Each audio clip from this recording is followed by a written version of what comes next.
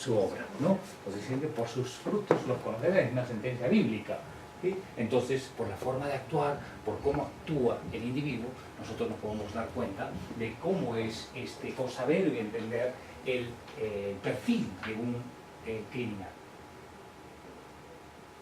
Bien, la perfilación criminal a lo largo de la historia es muy reciente. Sí es verdad que han habido crímenes también a lo largo de la historia. Hemos estudiado en la historia universal, mataron a Julio César, Marco Antonio, Marco Polo, etcétera, etcétera, pero no con las herramientas que hoy por hoy podemos tener a la mano para poder comprender cómo es que una persona puede llegar a cometer un crimen, ¿no? Bueno, entonces vamos a una pequeña cronología, ¿ya? De la metodología que ha seguido a lo largo de estos, diríamos, casi 200 años, básicamente, de este estudio, de la técnica, de la clasificación, también de las etiquetas que han establecido al delincuente criminal, ¿no? Y sobre todo con la finalidad de capturarlo, también someterlo, ¿no? Bueno, ok. Miren, en 1888 en Gran Bretaña, en el Reino Unido, surge a este médico, George Philip, desarrolló una especie de técnica que se llamó precisamente el modelo herida.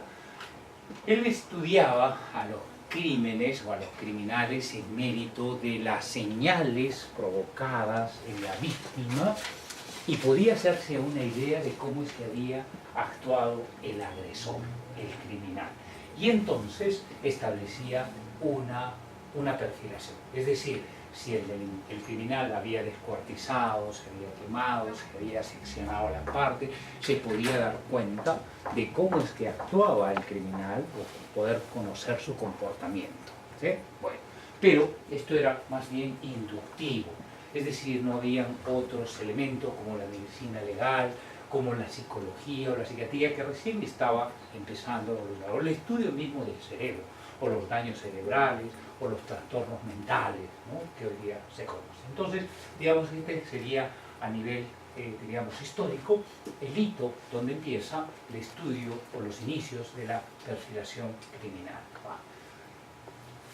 Antes, en Italia, Lombroso, que es el considerado el padre de la criminología, estudia también el punto de vista evolutivo del comportamiento criminal y, por supuesto, el estudio antropológico de los prisioneros. Se dedicaba más bien a estudiar a todos los criminales que ya habían sido capturados y en mérito de ese estudio pudiera establecer una relación de comportamiento criminal entre los individuos. Entonces, eso fue uno de los métodos más seguros, diríamos, que en su momento existieron.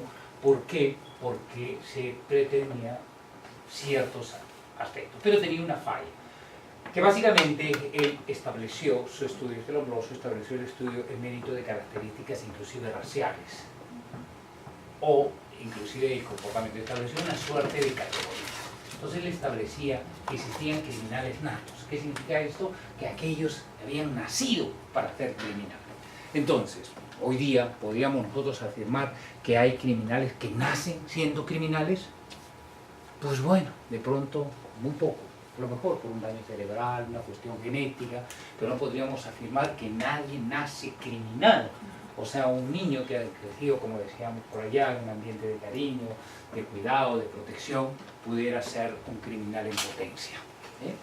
Bueno, entonces, también, por supuesto, establecía un estudio basado en las deficiencias mentales de los delincuentes. O sea, había delincuentes o criminales que sufrían de patologías mentales.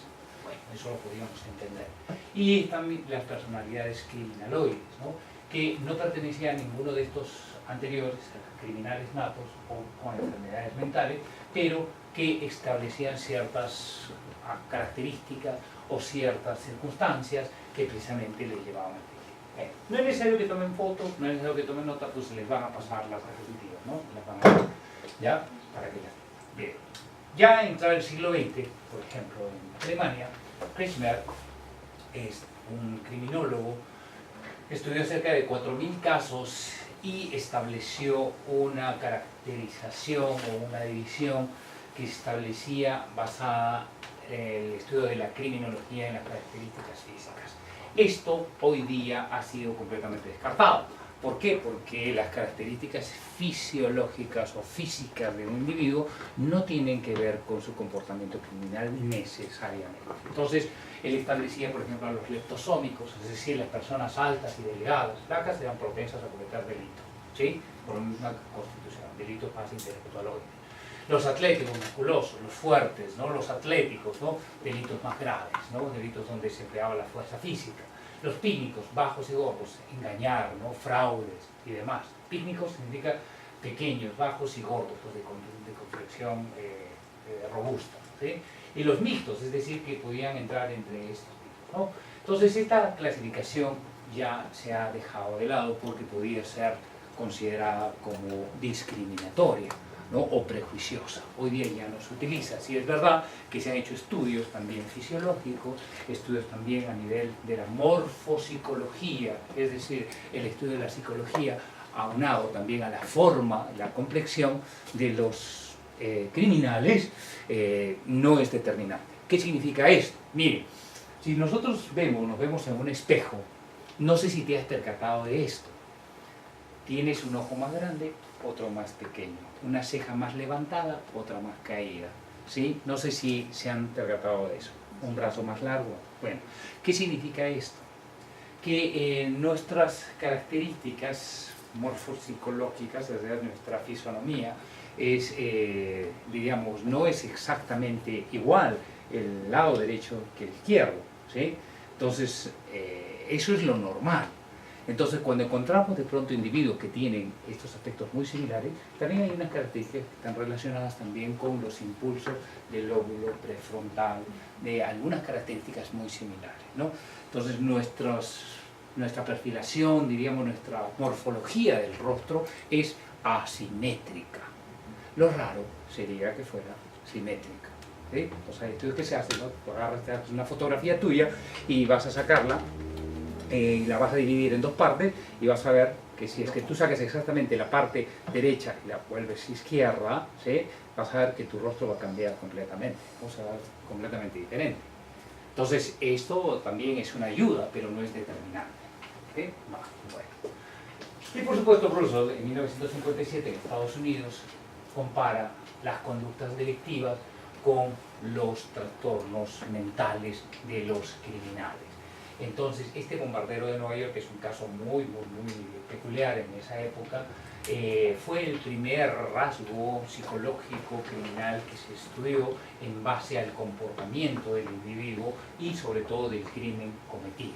Entonces, de allí parte también los estudios que hizo Robert Ressler, que es, digamos, el padre contemporáneo de la criminología en los Estados Unidos. Entonces, este señor, Robert Ressler, estableció a través del FBI, el famoso FBI, el Federal Bureau of Investigation de los Estados Unidos, que el perfil psicológico criminal había sido establecido también para resolver casos muy difíciles. Y se estableció una famosa unidad del comportamiento del FBI. Se estudiaba precisamente el comportamiento de los asesinos o de los criminales que ya estaban en las cárceles para poder comprender el comportamiento de los futuros crímenes o los casos que quedaban sin resolver. Entonces, Robert Ressler había entrevistado a muchísimos criminales, por supuesto, en las cárceles de los Estados Unidos, y estableció también una formación a través de un proyecto de investigación de la personalidad criminal, ¿ya?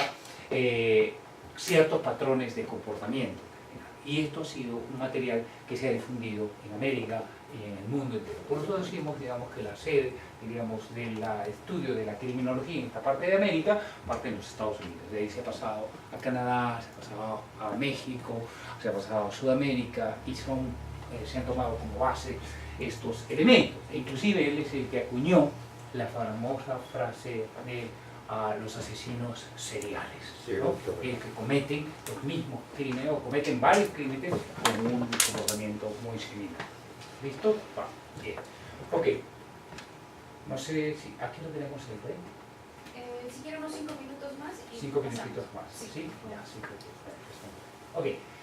Entonces, diríamos que el estudio de la perfilación criminal, digamos, es de reciente data, no tiene ni siglo y medio, y hoy día los avances de la tecnología, de la ciencia, también han hecho posibles que este estudio sea un poco más exacto. Es decir, por ejemplo, antiguamente no se conocían las máquinas detectoras de mentiras, no sé si ustedes hablaron, ¿no? Los polígonos. ¿Sí? Bueno, ok, hoy día se conocen. Hoy día se estudia las tomografías a través de los estudios del cerebro, también cómo difieren los comportamientos neuronales o cerebrales de los individuos, especialmente también de los delincuentes. Y el estudio de la ciencia médica, de la neurología, nos permite entender también cómo es que el individuo puede cometer tal delito bajo ciertas circunstancias, bajo ciertos estímulos. Hoy día, por ejemplo, el término kinésica, es decir, el estudio del comportamiento no verbal, ¿sí?, del individuo, también nos arroja interesante información, ya que cerca del 90% de nuestra comunicación la manifestamos por medio del lenguaje no verbal. El eye tracking, no sé si han oído hablar, también un poco la visualización de la vista, los ojos, ¿no? Cómo a través de la mirada nosotros podemos descubrir también parte del comportamiento. La grafología, la documentoscopía, la balística, ¿sí?, la dactilografía.